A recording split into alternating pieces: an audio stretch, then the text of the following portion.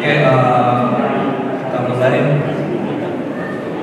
Untuk kajian hari ini adalah merupakan dari rangkaian acara di Yayasan Al-Furqan Partai Putih, yaitu Semarak Muharram Masjid Al-Furqan.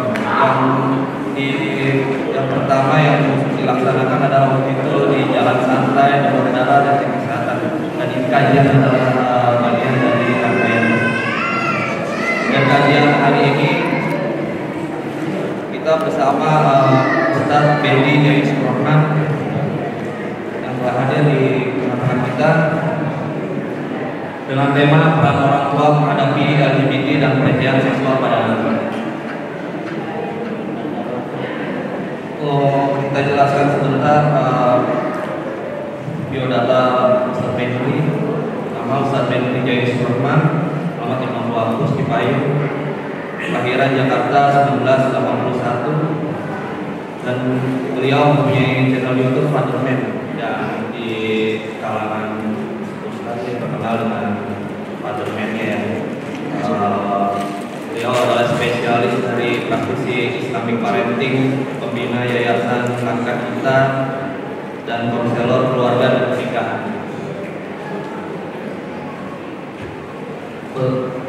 Baik, untuk tidak lama lagi, untuk mempersingkat waktu, kami persilakan untuk Ustaz Henry Jai Surohman.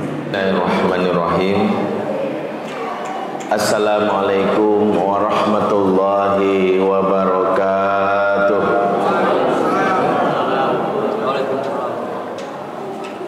Innal hamdalillah nahmaduhu wa nasta'inuhu wa nastaghfiruh wa na'udzu billahi min syururi anfusina wa sayyiati a'malina. Man yahdihillahu fala mudhillalah wa may yudlil fala hadiyalah. Asyhadu an la ilaha illallah wahdahu la syarikalah wa asyhadu anna Muhammadan abduhu wa rasuluhu alladzi la nabiyya ba'dah. Wala haula wala quwata illa billah wa ba'd. Ikhwatal iman, a'azakumullah jami'an. Bapak-bapak, ibu-ibu, saudara-saudariku semua, jamaah Masjid Al-Furqan, semoga Allah memberkahi kita semua yang hadir, dan semoga kita bisa masuk surga bersama-sama semuanya. Amin ya rabbal alamin. Mau masuk surga nggak, Bu? Mau masuk surga? Mau sekarang apa nanti? Nah, ya mau sekarang tuh pede ya. Ibu-ibu mau sekarang apa nanti, Bu? Khawatir diaminin malaikat jadi ya, Bu ya. Kalau masuk surga nggak rugi kita insya Allah. Dan tak lupa salam cinta, salam sayang saya ingin sampaikan buat anak-anak kita yang hadir.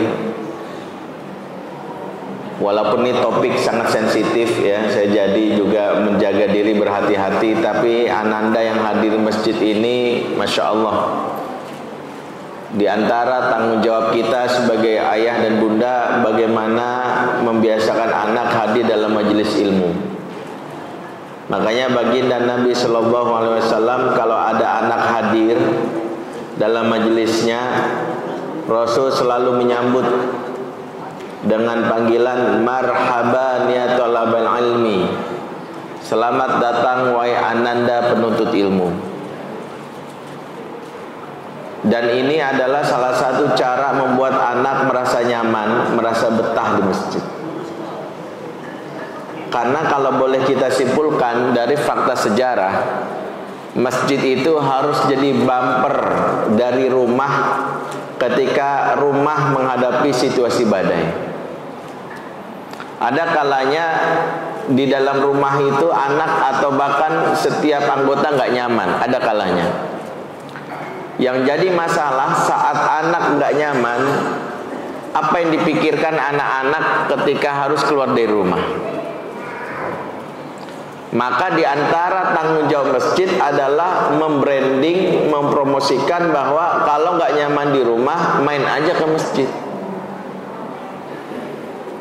Tapi yang terjadi zaman sekarang, anak-anak kalau misalnya gak nyaman di rumah, mainnya kemana? Warnet, mall, tongkrongan, SCBD, duku atas ya, kafe.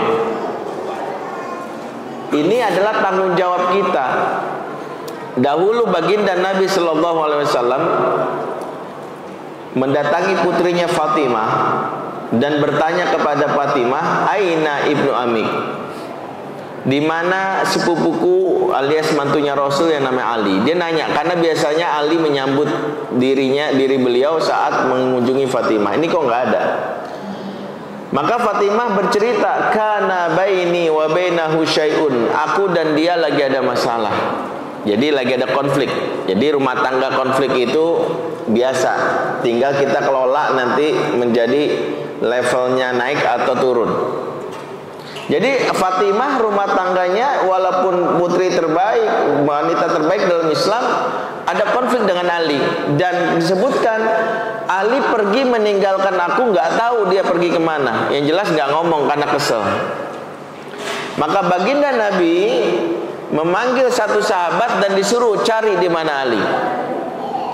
Sahabat yang disuruh Rasul pergi keluar sebentar, tak lama balik lagi melapor, ya Rasulullah, Ali fil masjid huwa raqidun. Ya Rasulullah, Ali di masjid dan dia tidur. Jadi yang kepikiran oleh sahabat, kalau ada orang kabur dari rumah, kesel sama pasangan, kesel sama orang tua, yang kepikiran adalah enggak jauh-jauh dari masjid. Nah, ini tanggung jawab kita. Di antara fungsi masjid menampung orang-orang yang daripada dia kesel di rumah nyambel ke kafe, mendingan keselnya lariin ke masjid. Ketemu ustadz ya, nanti kan dibantu ya, maka ustadz dan lain-lainnya. Minimal ada yang jaga, ada yang memberikan ilmu kepadanya. Makanya nih anak-anak kita yang hadir, kita doakan semoga anak-anak kita ini betah selalu ada di masjid, menjadi salah satu pemuda yang dinaungi oleh Allah, yang hatinya tertambat ke masjid ketika dewasa nanti. Dan kita doakan semoga mereka jadi anak yang soleh dan solehah, menjadi pemimpin bagi orang-orang bertakwa. Rabbana hablana min azwajina wa dzurriyyatina qurrata a'yun waj'alna lil muttaqina imama. Amin ya rabbal alamin. Udah doa biasanya selesai ya. Alhamdulillah pagi ini saya bicara tentang tema ini sebenarnya agak deg-degan. Bukan karena takut, karena banyak di sekarang ini ya kaum kufar itu mengintai untuk mencari seolah-olah ini adalah nuansa kebencian. Tapi saya deg-degan karena ada anak-anak yang juga khawatirnya saya sampaikan beberapa hal yang tidak pantas didengar mereka. Tapi saya minta mungkin saya berbicaranya konteksnya hal-hal yang bisa kita jaga, khususnya fenomena LGBT ini bukan suatu yang kita anggap remeh. Kenapa saya bilang? Karena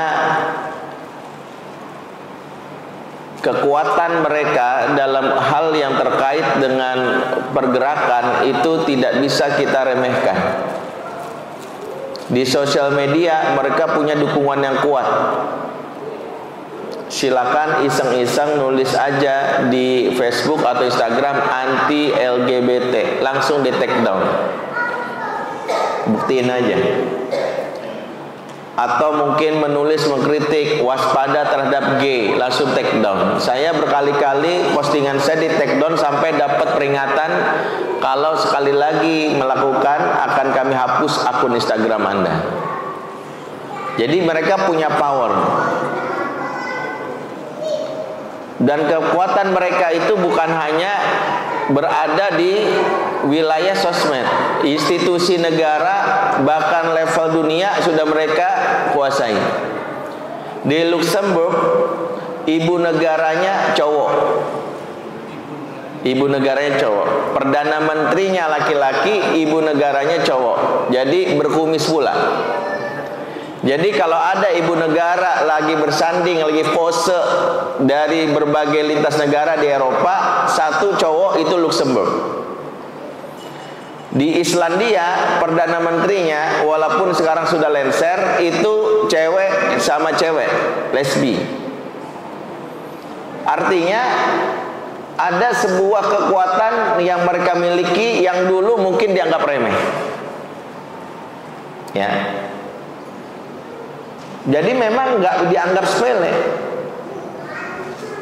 Bahkan dulu tahun 1980-an WHO 1960 maaf mengatakan bahwa penyakit LGBT ini disebut penyakit jiwa. Penyimpangan disebut penyakit jiwa, disorder.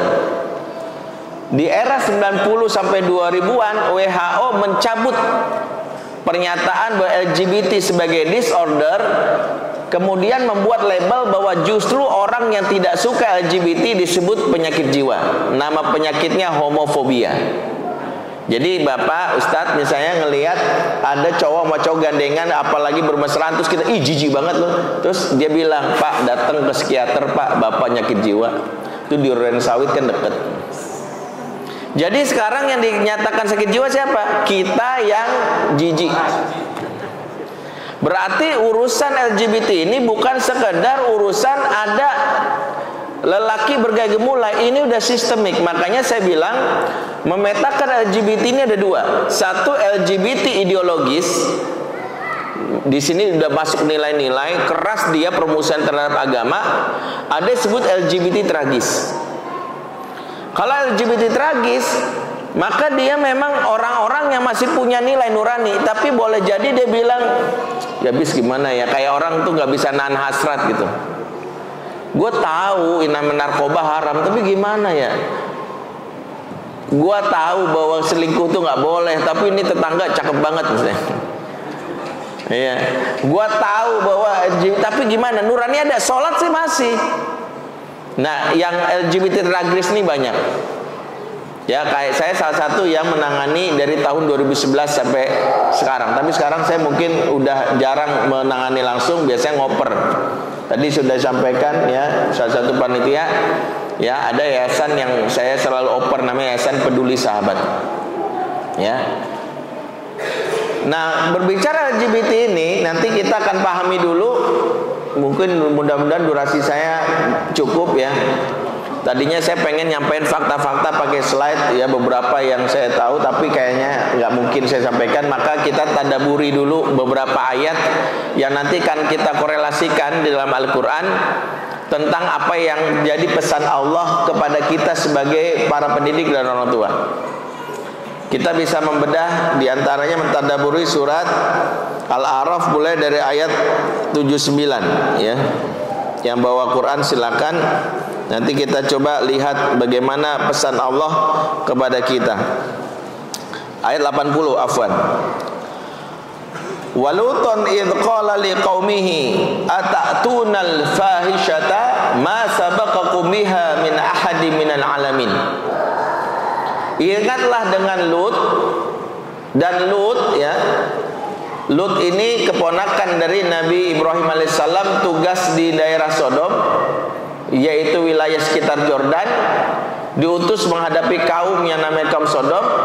Dia berkata pada kaumnya, ata'tunal fahishata, mengapa kau lakukan al-fahishah? Kata al-fahisha ditafsirkan sebagai ulama itu al-khabith, sesuatu yang jorok dan menjijikkan.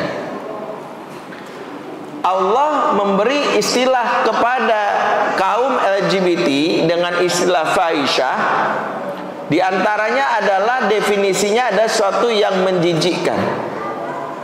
Di sini ada hal yang menarik, bahwa manusia yang normal akan diberikan benteng untuk melindungi diri LGBT dengan rasa jijik.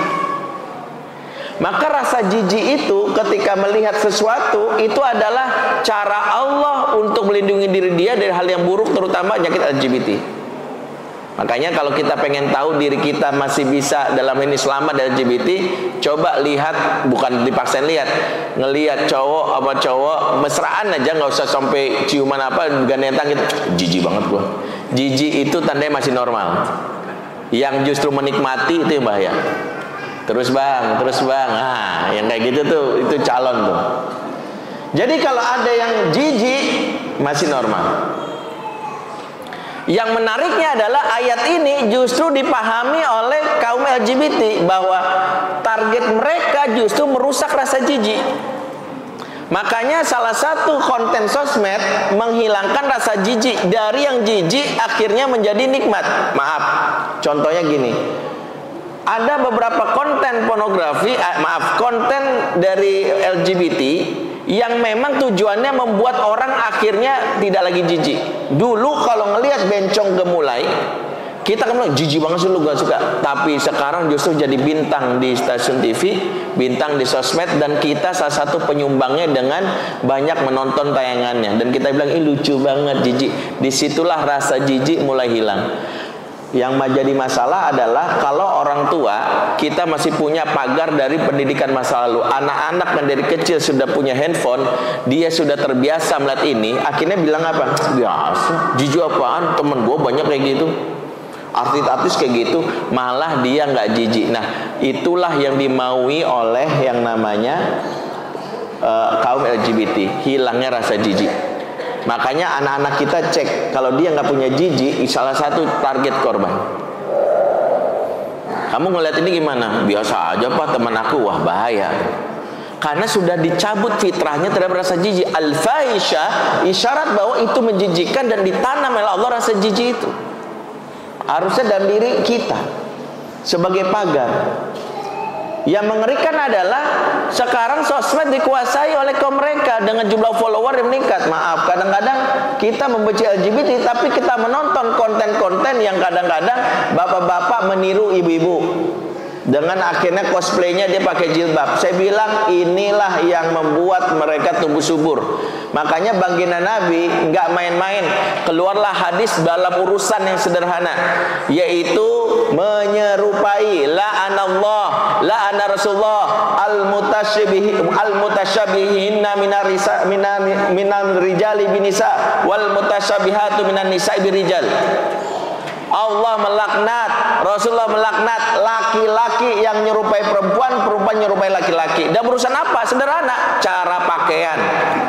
Siapa yang 17-an ikut tertawa ketika ada lomba bapak-bapak pakai daster, dia sejatinya masuk golongan yang di dalam ayat ini. Makanya kita harusnya tegas. Kalau ada RT ngusuk, ini kan lucu-lucuan, bilang enggak, ini enggak lucu, ini lucuan dilaknat. Saya mohon maaf ya, 4 tahun lalu lah sebelum pandemi, saya pas 17-an main silaturahim karena tanggal merah ke rumah adik saya. Terus anak saya bilang, Abi lihat deh ada konten apa lucu-lucu, bapak-bapak main bola pakai daster. Jadi pakai konde gitu, pakai konde. Saya langsung bilang, enggak, jangan ditonton. Saya bilang sama panitianya pengurus masjid. Kemudian saya bilang, ini kan lucu-lucu, ini kok bisa kayak gini, lucu-lucuan aja pak gitu. Saya bilang ini nggak lucu, ini dilaknat. Rasul nggak bilang begini ya, ayat mengatakan Allah melaknat laki-laki menyerupai perempuan, perempuan laki kecuali untuk lucu-lucuan. Nggak ada. Nah, yang menjadi masalah, kenapa Rasulullah mengatakan ini? Saya baru tahu jawabannya, karena ketika kita nggak lucu, hilanglah rasa jijik.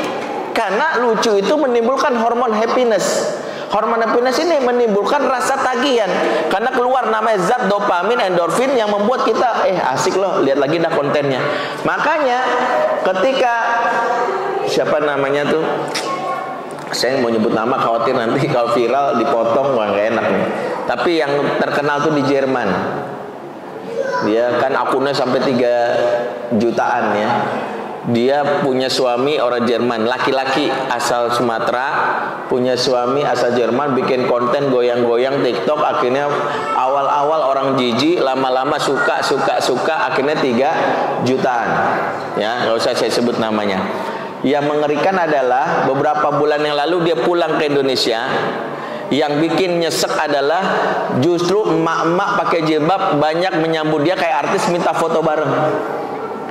Ini kan yang ada di TikTok itu ya, yang punya suami orang bule itu, langsung foto bareng. Betapa kita harusnya miris. Yang ngajak foto bareng emak-emak, ibu-ibu yang pakai jilbab, ibu-ibu majelis taklim. Yang justru dilaknat, justru diinikan. Nah, ini pertama. Jadi memang diantara yang dihilangkan oleh anak-anak kita, termasuk ketika berinteraksi dengan kaum ini, adalah rasa jijik. Makanya ketika anak saya laki-laki, ketika memposting suatu, ada yang bilang jijik banget sih, gue malas ngeliat konten ini, saya masih bersyukur, alhamdulillah. Kenapa? Dia ini apaan sih, jijik gitu, ngeliat temennya gitu bercandaan, dan menurut dia nggak patut, jijik. Nah, jijik itu salah satunya.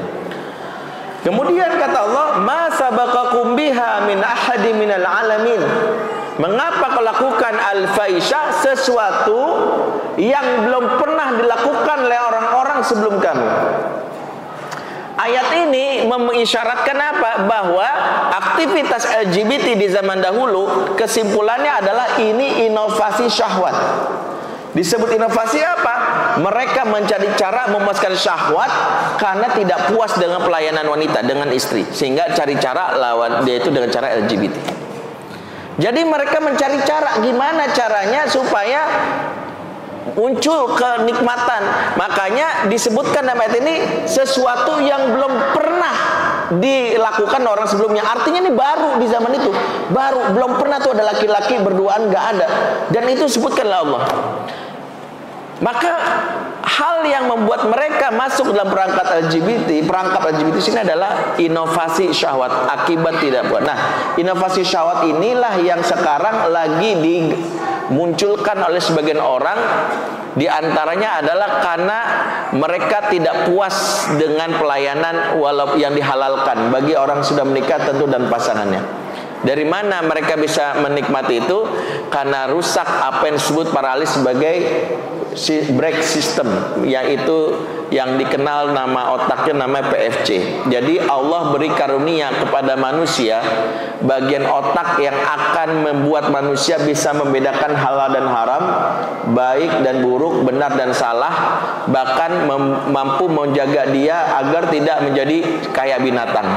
Nama otaknya di bagian ini. Kalau ini alis, naikin dikit ke atas kira-kira 1 cm. Otak ini yang disebutkan dalam Al-Quran nasiyatin kadhibatin khotiah. Nasiyah, ubun-ubun. Otak ini diteliti oleh para ahli, oleh Profesor Kernel, namanya PFC, prefrontal cortex. Prefrontal cortex adalah nasiyah yang tujuannya menjaga supaya orang itu bisa mengerem dirinya. Misalnya gitu, janganlah, ini kan saudara gua, masa gua embat juga gitu. Janganlah, gua mau bacok, entah kok dia meninggal. Nah, di sini.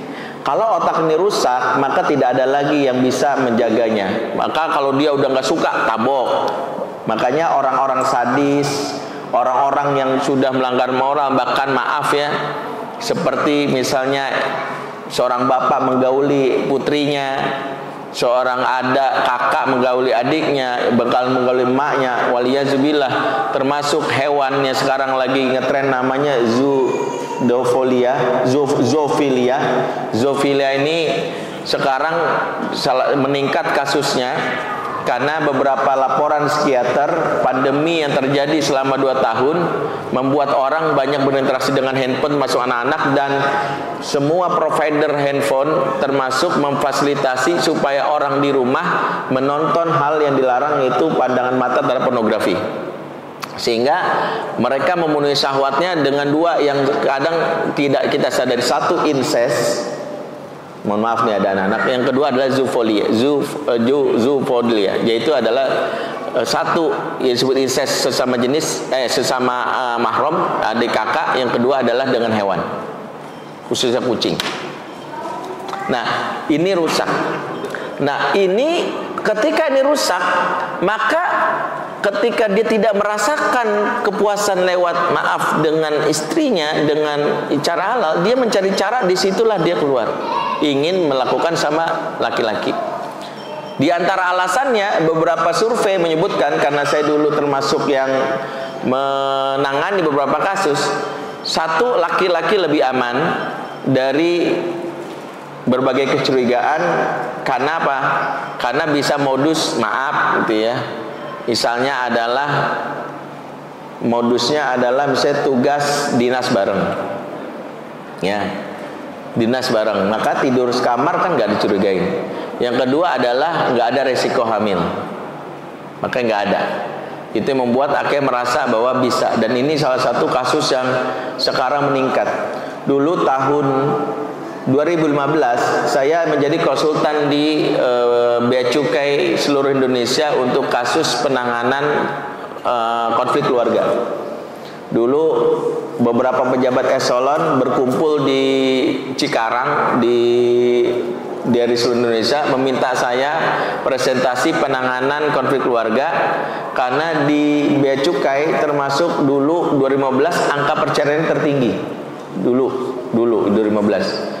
Di antaranya adalah kasus banyaknya perselingkuhan atas motif dinas bareng, khususnya karena si suami berdinas dengan perempuan istri orang itu. Akhirnya mungkin nggak sekamar tapi akhirnya ngopi bareng, sarapan bareng, itu yang terjadi. Akhirnya hasil rekomendasi dari rapat itu adalah membatasi dinas bareng lawan jenis waktu itu, sehingga kalau bisa dinas itu sama jenis. Tapi tahun 2020 keputusan ini akhirnya dicabut dan dipikir ulang, karena sekarang justru selingkuhnya sesama jenis. Ya, jadi ini salah satu yang sekarang nih. Jadi sampai wah Ustadz, dulu kita larang itu biar selingkuh, ternyata sekarang lebih aman lagi karena nggak ada yang hamil, nggak ada begitu. Ngeri juga kan? Nah, yang kedua adalah rusaknya PFC ini itu ada tiga sebab. Yang pertama, sebab benturan yang keras kecelakaan. Ini walaupun presentasinya sedikit, kata Dr. Donald Hilton mempengaruhi. Di antara alasan mengapa kalau kita naik motor itu wajib pakai yang helm SNI, bukan helm cetok, supaya pada saat terjadi benturan, kalaupun kita selamat, otak yang bagian ini nggak sampai rusak. Kalau ini rusak tadi, kontrol diri orang itu rusak. Yang kedua, apa penyebab rusaknya bagian ini? Sering ditoyor. Makanya bapak-bapak, ibu-ibu yang anak sering ditoyor makin bandel malah. Karena otak ini justru yang menjaga. Makanya jangan dingin mulu. Dasar kamu susah, dasar malah kan bandel. Karena ini bagian otak yang menjaga supaya jangan sampai rusak. Tapi presentasinya kecil. Presentasi yang menyebabkan bagian otak dirusak itu adalah karena pornografi. Mengapa? Jadi saat orang melihat gambar, maaf nih, gambar yang terlarang, keluarlah hormon yang memberikan rasa nikmat. 4 zat, namanya dopamin, 2 endorfin, 3 serotonin, 4 oksitosin. 4 zat ini keluar memberikan rasa nikmat, tapi karena pelaku pornografi itu dia nggak puas, maka otak ini banjir, keluar dopamin. Coba kebayang nggak, ada tanah lahan itu banyak ditumbuhi padi, tapi lahannya banjir. Kira-kira lahan padinya atau tanamannya itu bakal tumbuh atau rusak? Rusak karena kebanyakan air. Otak yang kebanyakan dopamin akibat rasa pornografi itulah penyebab pertama dari rusaknya PFC. Jadi antara LGBT dengan pornografi ini saudara kandung. Saudara kandung. Makanya bisnis LGBT itu selalu menawarkan pornografi. Mereka masukkan di sini, sistemnya sama. Nah, pornografi di dunia ini satu hari itu muncul 100.000 website di dunia yang baru. Makanya walaupun udah dipost di dulu Menkominfo, tetap aja muncul. Targetnya apa? Merusak bagian ini. Maka kenapa guru kami Ibu Eli Risman itu berjuang dari tahun 98 sampai sekarang. Dan salah satu yang Bu Eli sekarang tangisi adalah sekarang bukan eranya candu. Dia manggil saya nak sekarang tuh bukan eranya candu. Sekarang eranya acting out. Orang memuaskan, tidak lagi candu tapi mencari pelampiasan terhadap pornografi. Dan salah satunya lewat LGBT. Jadi ini Mengapa pesan Quran yang memang harus kita jaga, betapa Allah sudah kasih tahu di zaman dahulu orang-orang itu tidak puas dengan syahwatnya, dengan pasangan yang halalnya, maka breed sistemnya rusak sehingga mencari pelampiasan dengan LGBT, ya. Kemudian dalam ayat ini Allah berlanjutannya mengatakan, innakum lata'tuna rijala syahwatan min dunin nisa. Sesungguhnya kalian mendatangi laki-laki dengan syahwat bukan perempuan. Menariknya Allah memberi redaksi ayat ini dengan kata syahwah. Rasa nikmat kepada laki-laki itu dengan kata syahwah. Kalau dalam bahasa Indonesia, syahwah itu diartikan apa? Hawa nafsu. Sementara hawa nafsu dalam bahasa yang lain disebutnya juga dengan al-hawa. Jadi kan ada dua kata dalam bahasa Arab yang diterjemahkannya sama. Satu syahwah, yang kedua al-hawa. Kalau bahasa Indonesianya hawa nafsu. Kalau kita pelajari sedikit belajar bahasa Arab, bagi para ahli mengetahui perbedaan antara syahwah dengan al-hawa. Kalau syahwah itu adalah dorongan yang berasal dari luar, yang membuat seseorang tertarik. Dan itu seperti disyaratkan dalam surat Al-Imran ayat 14. Zuyyina linnas hubus syahawati minan nisa'i wal banin wal qanatiri muqantarati minadzabil fiddah. Kan begitu ya? Syahwat itu yang ada di luar. Datang ke rumah, 4 orang nggak setuju, saking itu lalu baik. Kalau udah nggak suka, diblok, saya diblok, nggak suka. Sampai sekarang nggak mau buka komunikasi. Tapi kalau saya bikin status di Facebook atau dia komennya kadang nyelekit, kadang-kadang membuli gitu, alah tahu apa gitu. 4 orang tuh masih mau ngaji. Awalnya sepekan sekali, 2 pekan sekali, berubah jadi sebulan sekali, berubah jadi 6 bulan sekali, berubah jadi setahun sekali. Kemarin pandemi nggak datang-datang lagi gitu ya. Udah lama lost kontak. Binan saya itu punya kemampuan gedar. Gedar itu G radar. Jadi gedar itu dimiliki hampir semua G rata-rata. Tapi ada yang presisinya benar, ada presisinya kuat. Kalau dia ada presisinya nggak pernah meleset. Jadi maaf Pak, dia bisa ngelihat gini, dia bisa bilang Ustadz itu G, ada bakat G, dan itu belum pernah meleset. Saya pernah buktikan gini, ada salah satu G dari Sukabumi, itu WA saya, Ustadz tolong saya pengen bener-bener sembuh Ustadz.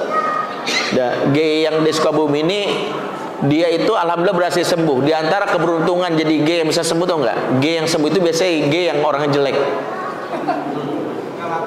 Maaf, karena nggak laku, dia nggak merasakan digaulin. Yang G sudah sembuh yang cakep-cakep. Makanya beberapa binaan saya nggak mau sembuh itu yang cakep-cakep. Yang maaf dalam tanda kutip, mukanya pasaran gitu ya. Itu cepet sembuhnya gitu ya. Karena dia belum merasakan diperlakukan. Nah itu dia datang WA saya, akhirnya minta, saya bilang kamu datang ke Akal Islamic Center dulu, saya masih ngajar di Tebet.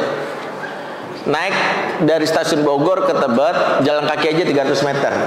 Saya kan nggak pernah ketemu orang ini, saya ngeliat di WA doang. Binaan saya itu datang juga yang G itu, yang punya Gedar. Dia office boy di perusahaan energi di Sudirman.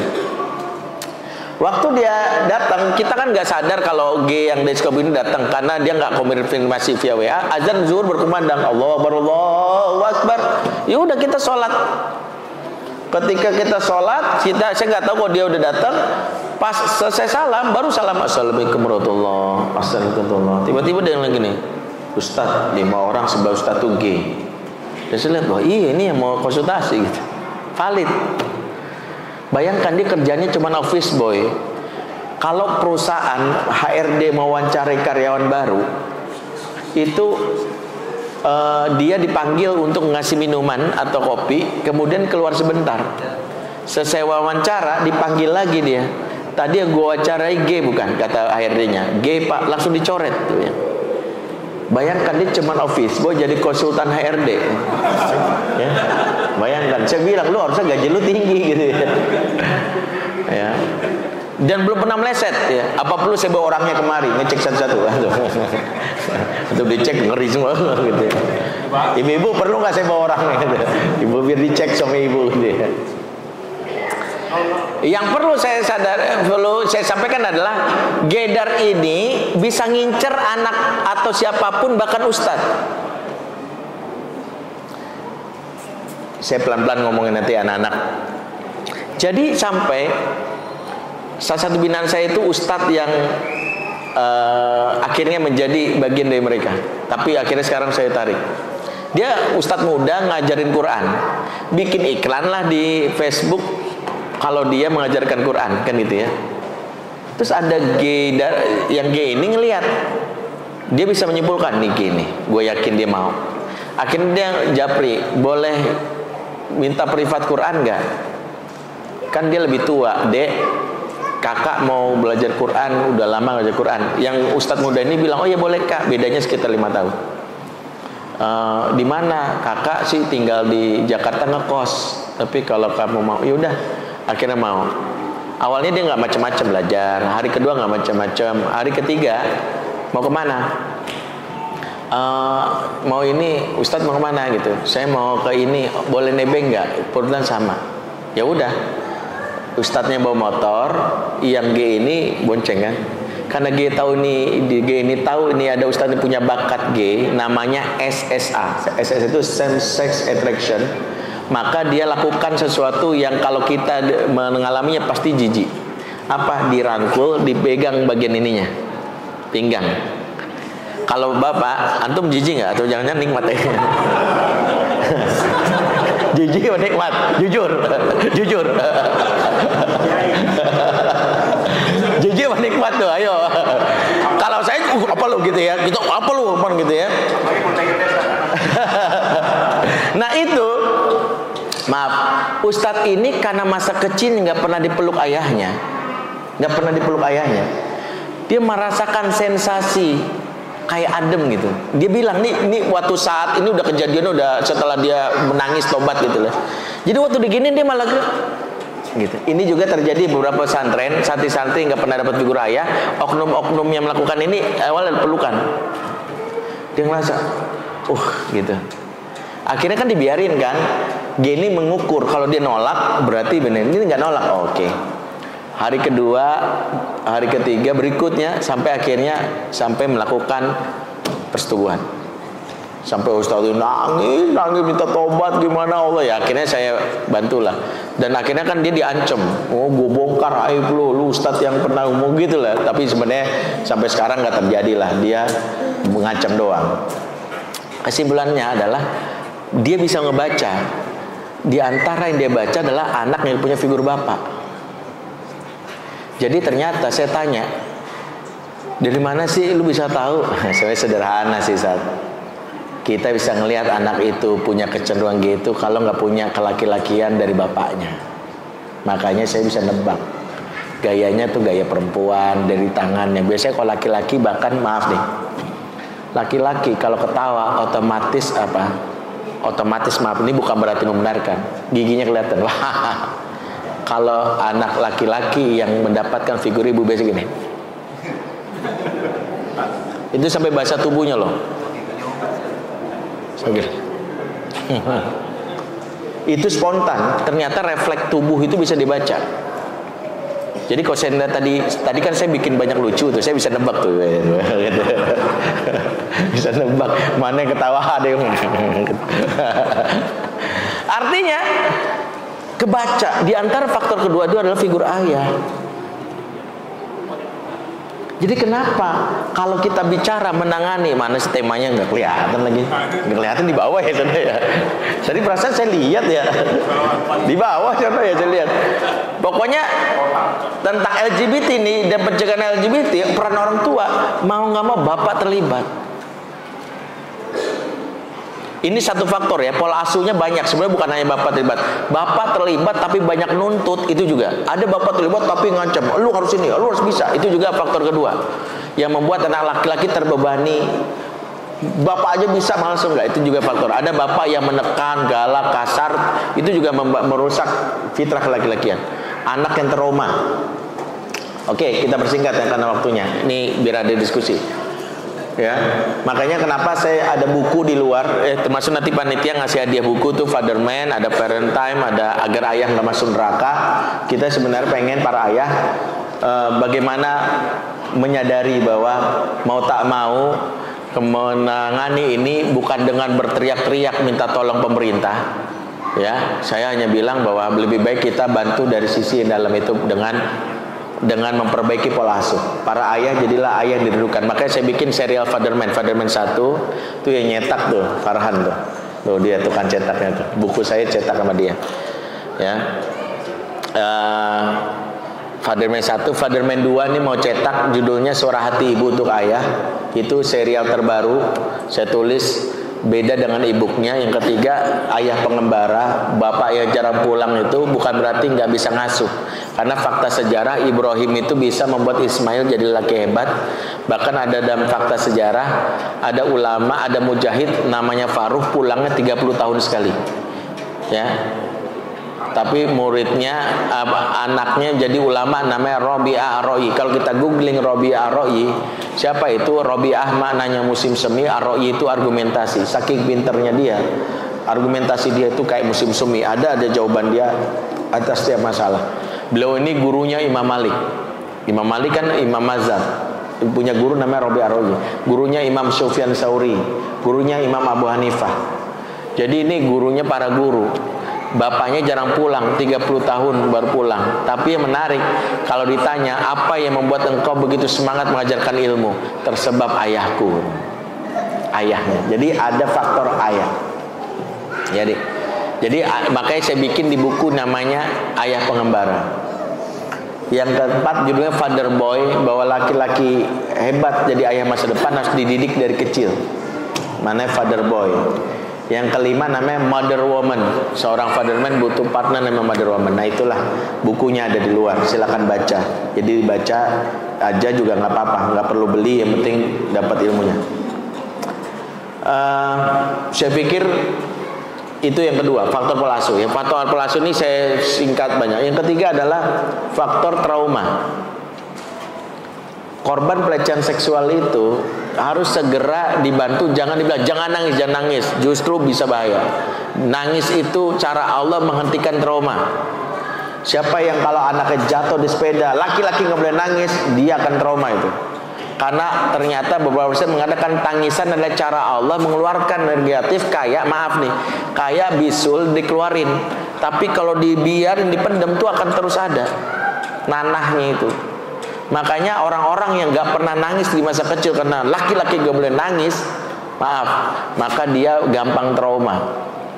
Trauma itu nangis itu boleh, Rasul menangis. Cuman mungkin cara dia menangisnya aja yang harus bedakan. Laki-laki beda sama perempuan cara nangisnya. Laki-laki menumpahkan air matanya juga gak di depan umum. Boleh. Jadi kalau ada bilang nggak boleh nangis, bukan laki-laki, salah. Justru nanti dia trauma.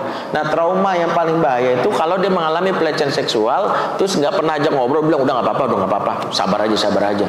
Nanti dia bisa trauma. Makanya kalau ada korban pelecehan seksual, bantu dia datang ke psikolog. Karena trauma itu bisa ditularkan. Dia jangan bilang gini, wah nggak Ustaz, kalau orang trauma bukannya nggak mau melakukan lagi, salah. Justru riset psikologi mengatakan orang pernah mengalami kekerasan rentan melakukan kekerasan. Makanya walaupun ada orang dibully di ospek STPDN kan dulu terkenal tuh, wow dihancurin, itu juniornya pernah bilang gini, gua kalau jadi senior gua gak akan lakukan kekerasan itu. Buktinya pas jadi senior dilakukan kekerasan lagi. Kenapa? Karena kekerasan itu turun-temurun. Pelaku sodomi biasanya korban dari sebelumnya, nanti dia korban lagi. Makanya kenapa kalau ada korban buru-buru tanganin. Jangan kita bilang wah dibahaya jangan jauhin. Justru dibahaya jauhin itu bagian-bagian psikis. Bantu dia, datangi psikolog, keluarkan energi negatifnya dan insya Allah sembuh. Trauma. Yang keempat adalah pertemanan.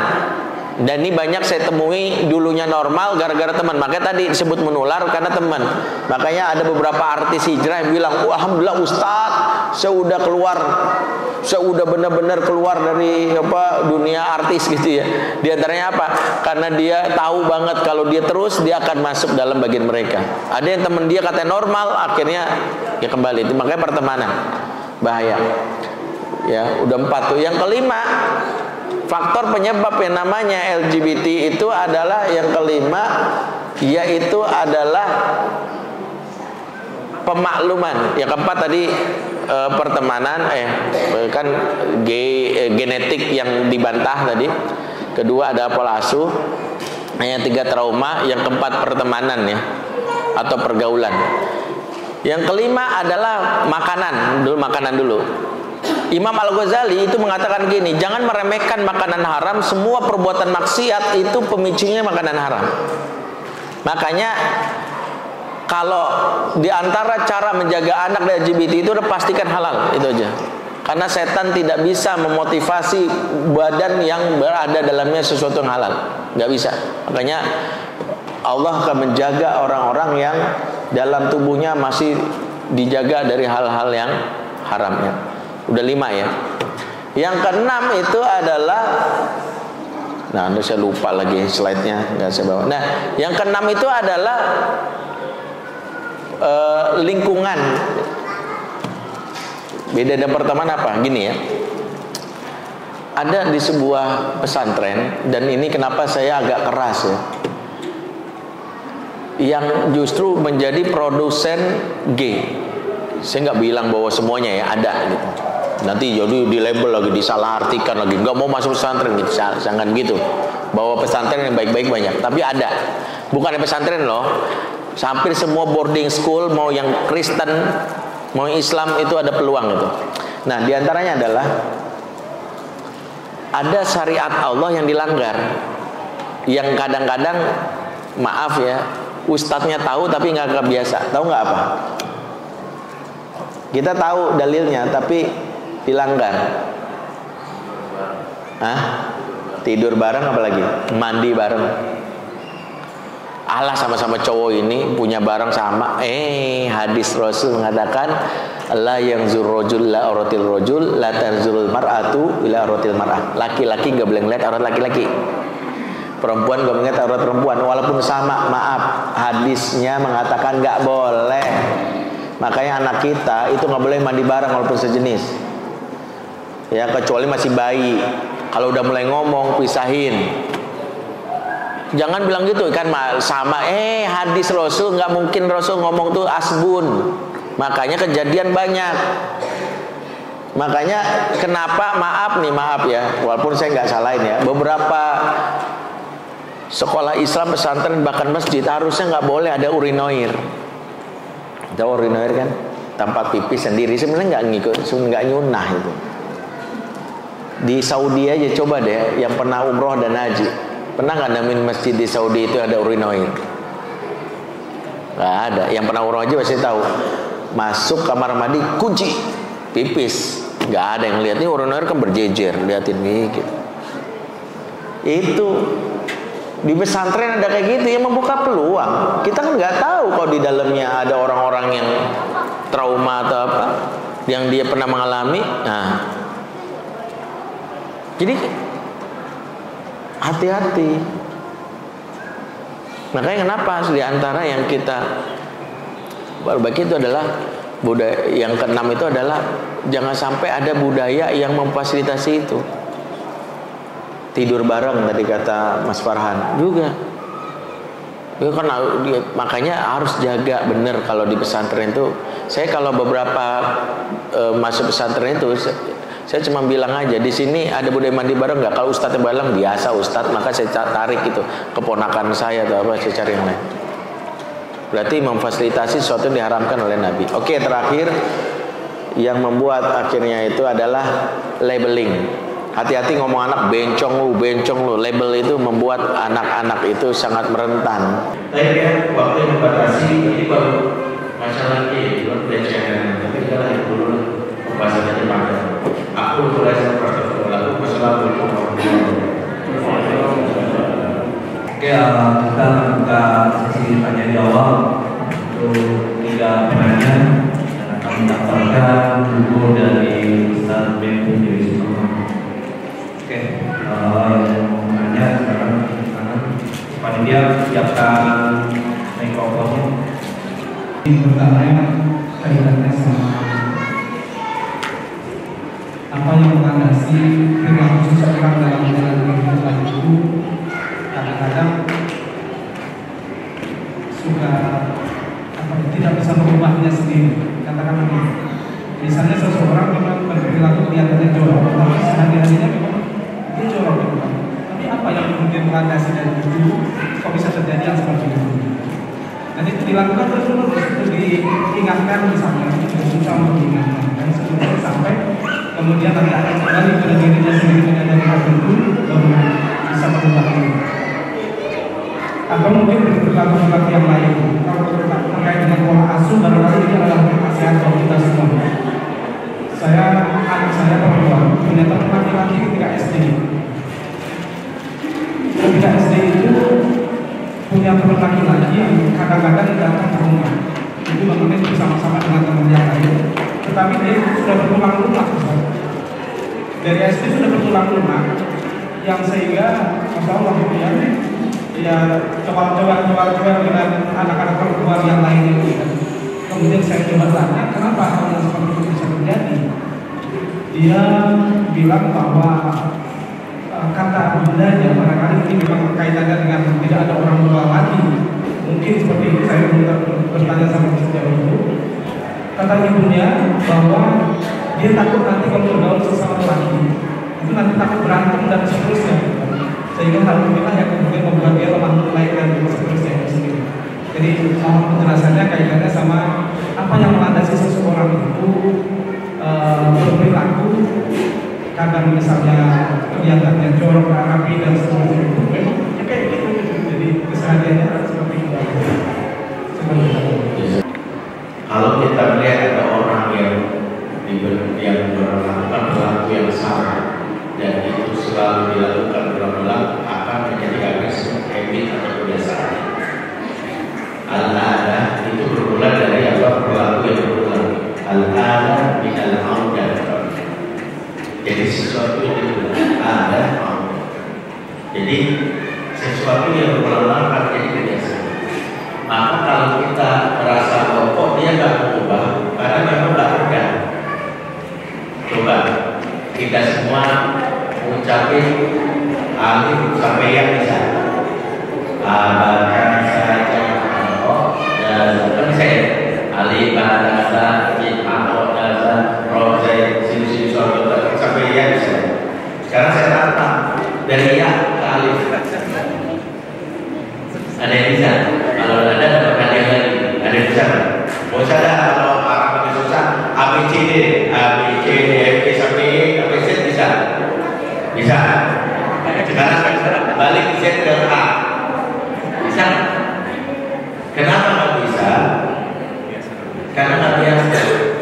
Makanya di antara tanggung jawab orang tua itu adalah disebutkan oleh Tuhan, jangan zolim terhadap anak, di antaranya cuek terhadap bukan anak.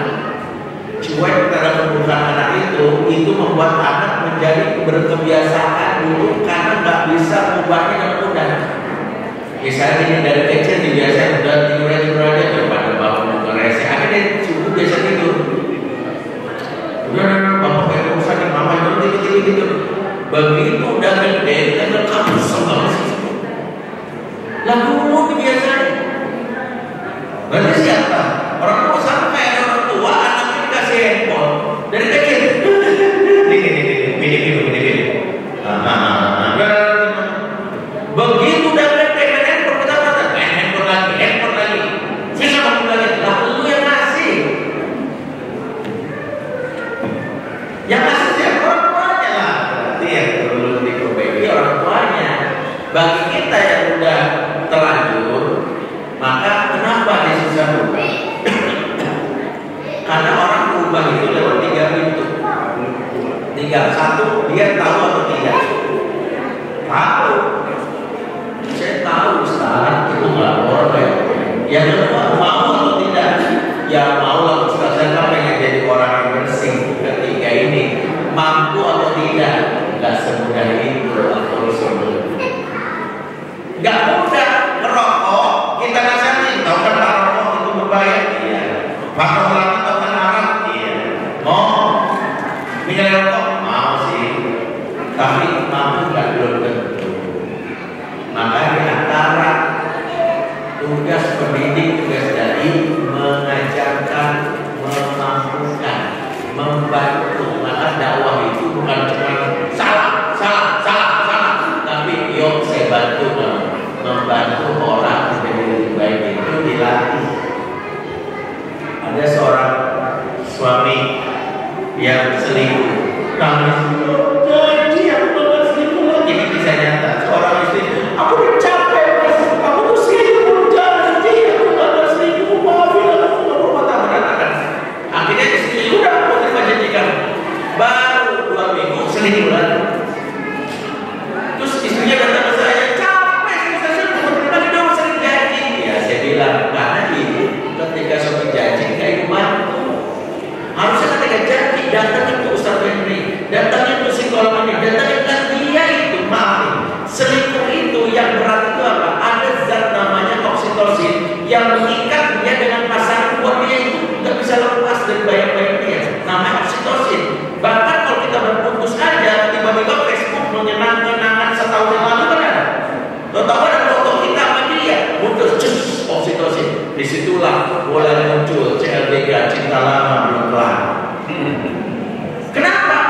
Nama zatnya oksitosin, sehingga kita merasa ada kok kayaknya enak banget ya dia ya dulu pernah makan bareng di sini, makan bareng. Itu yang membuat akhirnya nggak bisa move on. Maka ada rumusnya, gara-gara estetik rusak move on sebelahan. Hai, nah inilah kita belajar bahwa berarti apa? Setiap pelaku buruk itu harus dibantu. Yang udah biasa ngomong ada terapi, yang udah biasa dia jorok ada terapi, dia biasa dia. Itulah kenapa dibantu. Jangan tobat dia tobat harus dibantu. Ada orang tobat dari judi harus dibantu. Jangan bilang pokoknya lu besok lagi judi gue gabung. Besoknya dia karena dia nggak bisa. Orang bercanda. Salah satu saudara kami kena nanti judi online sampai rugi sampai ratusan juta sampai miliaran, tetap aja dia malu waktu itu sampai banget. Apa yang dilakukan salah sendiri? Cuma bilang nasihatin tobat dan dibantu. Salah satu bantu gimana? Jauhkan dari lingkungannya. Yuk latih dia, masukin dalam lembaga tahfiz, jauhkan dari internet, fokus hafal Quran, bisa. Karena dibantu. Ini kami dulu ada tetangga, memang dia awalnya bergaulnya sama anak-anak perempuan, anak laki-laki laki-laki. Sampai usia remaja, sampai dia menikah, memang ya begitulah seperti perempuan gitu. Hanya intinya aja cara dia kelihatan jalannya apa, tapi dia memang kita tahu bukan dia gitu. Dan sampai sekarang dia menikah, dia punya anak juga, tapi dia sudah meninggal yang kata gitu. Apakah itu dia perlakuan dia tiap hari mulai gitu menjadi dosa buat dia, atau hanya bawaan karena tapi dia bukan dia. Sampai sekarang saya tahu dia bukan dia. Orang yang tidak terpakai itu namanya SSA. SSA itu self-sex attraction, tapi dia tidak muncul dan dia berarti orang Islam.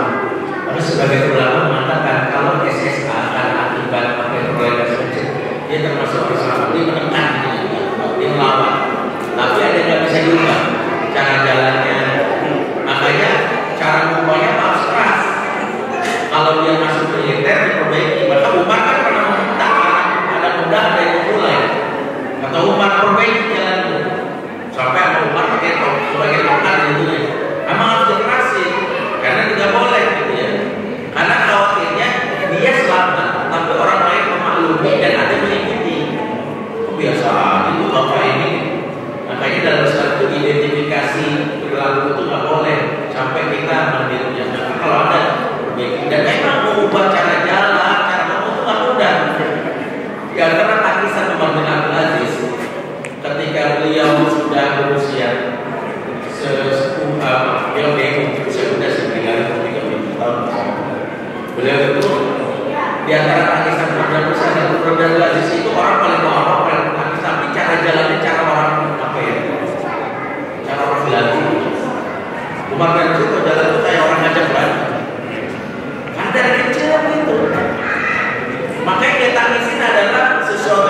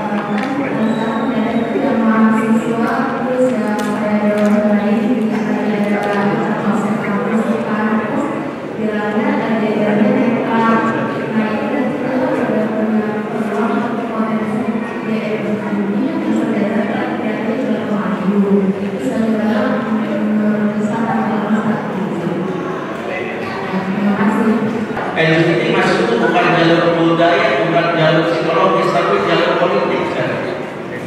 Jalur ideologis. Makanya bisa mengubah kebijakan negara begitu mudah. Ya, ini terjadi misalnya di Belanda, Belgia yang membolehkan undang-undang nikah jenis. Itu terjadi di mana sampai di mana, di Australia, di Prancis, di beberapa negara Eropa. Nah, untuk bisa masuk ke tataran yang namanya politik, maka harus punya pijakan ideologis, karena ideologis itu memberikan sebuah keyakinan dan norma-norma yang dijaga. Maka di antara pelaku LGBT itu dia harus punya ideologi apa yang dianut. Nah, ternyata sebagian besar ideologi itu bermuara kepada feminisme. Maka pintu masuk dari yang itu biasanya feminisme. Kemarin ketika ada undang-undang yang judulnya undang-undang penghapusan kekerasan seksual, itu kan mencoba menghukum orang-orang melakukan kekerasan di dalam aktivitas seksual. Undang-undang ini ditolak oleh sebagian fraksi Islam, dan itu langsung disematkan bahwa yang menolak ini pelaku KDRT, yang pastinya suka kasar sampai sini. Padahal kenapa undang ditolak? Karena ada basic ilmu di belakangnya, namanya apa sih istilahnya? Bagaimana narasinya, bagaimana tulisannya itu, basicnya dari mana? Dari feminisme, bahwa disebut kekerasan seksual selagi tidak ada persetujuan. Tak masalah undang-undang ini melegalkan perzinahan, karena perzinahan itu kan asal setuju konsensual. Nah, itulah apa pintu masuk dari semua, boleh dari ya kan tadi gendernya netral atau apapun, mereka punya namanya yang disebut basic knowledge-nya itu dari ideologi, bermuara kepada tiga ideologi, sampai feminisme, dan sekularisme, tiga liberalisme. Walau